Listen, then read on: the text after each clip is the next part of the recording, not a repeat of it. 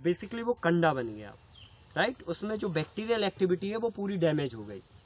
फिर जब उस पर बारिश का पानी गिरा लगातार, तो जो उसके अंदर रस गोरस था, जो उसके अंदर ताकत थी लिक्विड फॉर्म में, वो सारी पानी के कारण 3-4 महीने में लीच आउट हो गई।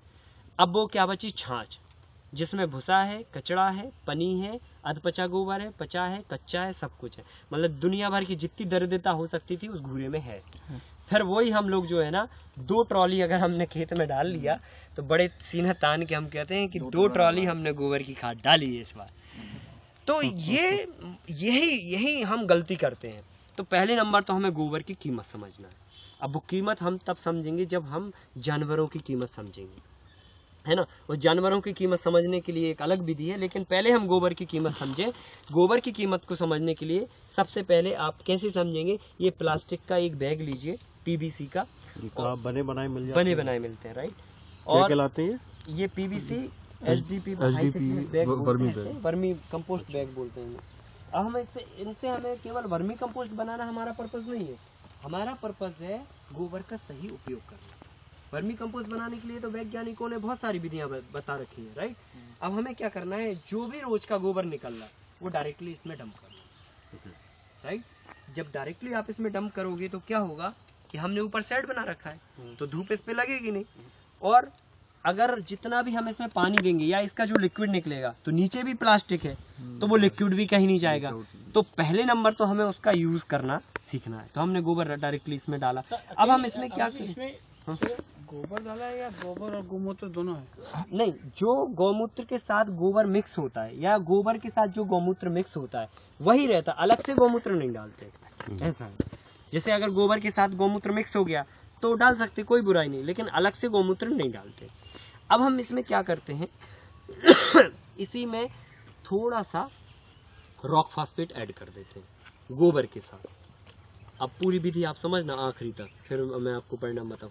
गोबर डाला, 1 तगारी गोबर डाला, आधा तगारी लगभग रॉक फास्फेट डाल दिया, लगभग 40-60 के रेशो से हमने ये मिला के डाल दिया। 1 तगारी गोबर और 40-60 का रेशो आप समझ लीजिए, 60% गोबर तो 40% रॉक फास्फेट मिला के हमने इसमें डालते गए, राइट। अब ये जब भर गया तो हमने इसमें फिर केंचुए छोड़ दिए।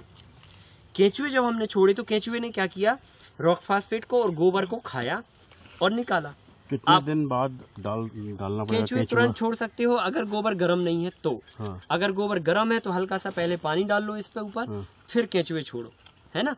तो वो देखना होता है कि गर्म नहीं है कि ठंडा है। अगर गर्म होगा तो केंचुए खत्म हो जाएंगे। हाँ? नहीं, अगर गर्म है गोबर तो आज शाम को पानी डाल दो, सुबह छोड़ सकते हो आप।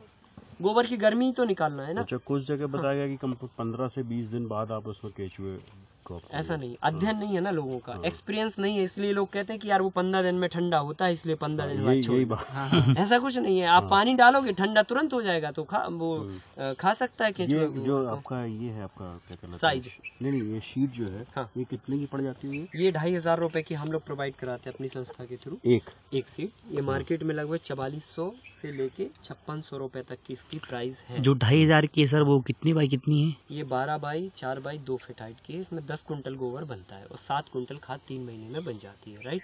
अब मैं आपको बता रहा था, अभी टॉपिक डिसमिस नहीं करो, कि हमने रॉक फास्फेट डाला और गोबर को मिक्स करके डाला। अब केंचुए को छोड़ा, केंचुए ने क्या किया? गोबर और रॉक फास्फेट को खाया।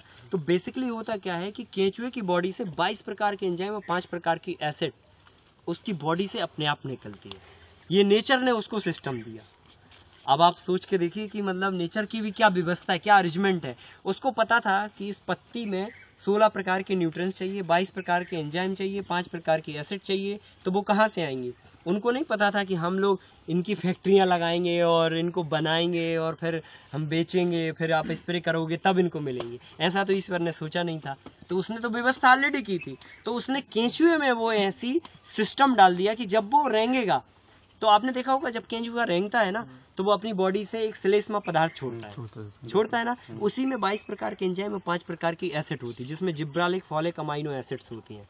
अब केंचुआ इसमें पड़ा है, गोबर पड़ा, रॉक फास्फेट पड़ा और उसने खाया, तो क्या होगा कि रॉक फास्फेट को डीएपी बनाने के लिए सल्फ्यूरिक एसिड मिलाई जाती है। रॉक फास्फेट से सिंगल सुपरफॉस्फेट बनाने के लिए सल्फ्यूरिक एसिड मिलाई जाती है। रीजन क्यों? क्योंकि रॉक फॉस्फेट खदान से निकलता है तो पत्थर होता है, उसको पीस के रॉक फॉस्फेट पाउडर बनाया जाता है और उस पाउडर को पौधा नहीं खा सकता क्योंकि वो बॉन्डेड फॉर्म में है, पौधा डायरेक्ट नहीं खाएगा। तो क्या करेगा? बैक्टीरिया होगा, वो बैक्टीरिया उस या एसिड होगी कोई जो सल्फ्यूरिक एसिड है, उस पे जब अपन रॉक फॉस्फेट पे डालेंगे तो उस सल्फ्यूरिक एसिड से वो रॉक फॉस्फेट फास्फोरस तत्व रिलीज हो जाएगा। एक बार हाँ, फाउंडेशन टूट जाएगा। नहीं, एक बार फिर से बताइए तो। देखिए क्या होता है, रॉक फॉस्फेट जो है ना मिनरल्स है, खदान से निकला पत्थर है, फिर उसको पीस लिया हमने तो वो पाउडर है, तो बेसिकली वो पत्थर का ही पाउडर है ना, उसमें फास्फोरस है अवेलेबल, तत्व अवेलेबल है। अब वो तत्व पौधे को कैसे मिले? क्योंकि पौधे के पास मुंह नहीं है, जड़ में मुंह नहीं होता कि वो मुंह से जो है ना फास्फोरस को निकाल के खा ले, राइट।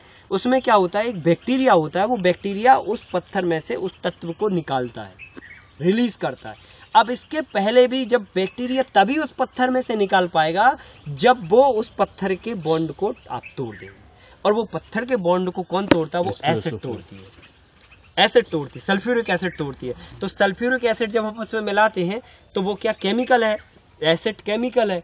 बेसिकली सल्फ्यूरिक एसिड इतना गंधक का तेजाब है, इतना तेज होता है कि अगर आप एक लकड़ी पर डाल दो सूखी तो धुआं बन के उड़ जाएगी लकड़ी, इतना तेज तेजाब होता है। कॉन्सेंट्रेट डालना है, कॉन्सेंट्रेट डालना, कॉन्सेंट्रेट नहीं, मतलब जो भी डालो, मतलब बता रहा हूँ कि गंधक का इतना असर होता है। तो बेसिकली जब डीएपी के साथ हम सल्फ्यूरिक एसिड मिलाते हैं तो यही कॉन्सेप्ट होता है कि रॉ मटेरियल होता है रॉक फास्फेट, फिर उसमें सल्फ्यूरिक एसिड ट्रीट करके उसको सिंगल सुपर फास्फेट, एनपीके और डीएपी में कन्वर्ट किया जाता है।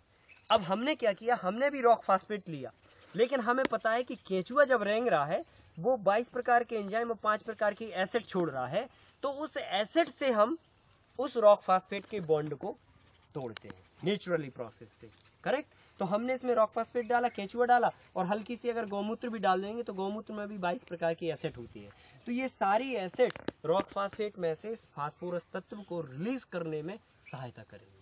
अब देखिए वर्मी कंपोस्ट तो हमारा बन ही रहा है, ठीक है, प्लस हमारा डीएपी भी यहाँ पे तैयार हो रहा है। तो ये जो खाद निकलेगा वो खाद डीएपी भी होगा, सुपर फास्फेट भी होगा, एनपीके भी होगा, वर्मी कंपोस्ट भी होगा, माइक्रोन्यूट्रिएंट भी होगा, सब कुछ होगा, करेक्ट। एक फायदा। दूसरा फायदा कि जब हम इस पे हल्का सा पानी डालेंगे, डीएपी, सुपर फास्फेट, माइक्रोन्यूट्रिएंट्स, सब कुछ एनपीके, सब कुछ, जब हम इस पे हल्का सा पानी डालेंगे, अभी हमने इस पे बोरा नहीं डाला है क्योंकि अभी हटाया हुआ है बोरा, इस पे हम बोरा डाल के रखते हैं। रीजन ये क्योंकि केंचुए को अंधेरा महसूस होना चाहिए। धरती पर एकमात्र ऐसा प्राणी है केंचुआ जो 24 आवर 24 घंटे काम करता है। जिस दिन वो पैदा होता है ना तब से खाना चालू करता है और नॉन स्टॉप जब तक वो मरता नहीं है तब तक वो खाता ही रहता है। खाने का काम है, काम क्या जी, मतलब धरती पे मतलब जो है ना ऐसा कोई भी प्राणी नहीं है जो 24 आवर खाता हो, 24 आवर बीट करता रहता हो, राइट। तो केंचुआ एक ऐसी फैक्ट्री है जो 24 आवर वर्किंग करती है विदाउट एनी इन्वेस्टमेंट, राइट। तो हमने क्या किया, उसके ऊपर बोरा डाल दिया। अच्छा, बोरा इसलिए डालना पड़ता है क्योंकि केंचुआ निशाचर प्रवृत्ति का प्राणी है, अंधेरे में काम करना पसंद करता है। तो जितना अंधेरा रहेगा उतना काम करेगा। तो रात में तो काम करेगा लेकिन दिन में कैसे काम करे, क्योंकि दिन में उसको उजाला लगेगा तो वो भ्रमित हो जाएगा। तो इसलिए हम उस पर बोरा डाल के रखते हैं कि उसको अंधेरा महसूस हो और वो पूरे 24 घंटे काम करे। पानी रहना चाहिए। हाँ, और फिर हल्का सा उसमें नमी भी दे देते हैं। तो नमी से क्या होता है, जो एक्सेस पानी होता है थोड़ा बहुत, वो सब पूरा लीच आउट होके नीचे जाता है। जो पानी आपका गोबर के ढेर पे बारिश का गिर रहा था बाहर, वही पानी अगर थोड़ी मात्रा में हम इसमें देते हैं केंचुए को नमी बनाने के लिए, तो वो हल्का सा पानी लीच आउट होके नीचे जमा हो जाएगा। अब उस पानी में क्या होगा, गोबर का अर्क होगा जो रोड पे बह रहा था, वो वेस्ट हमने बचा लिया, प्लस केंचुए के शरीर से 22 प्रकार के एंजाइम और 5 प्रकार की जो एसिड निकल रही थी वो सब भी इसमें होंगी।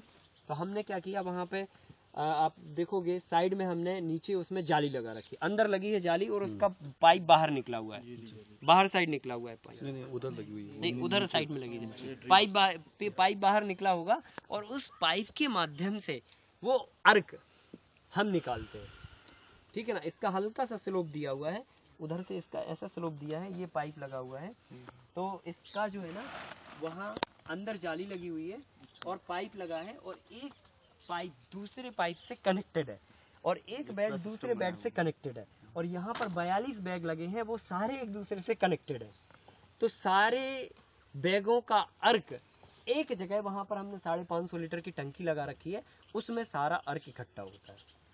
वो अर्क दुनिया का सबसे ताकतवर खाद है, लिक्विड फॉर्म में सबसे ताकतवर खाद, मतलब इतना ताकतवर खाद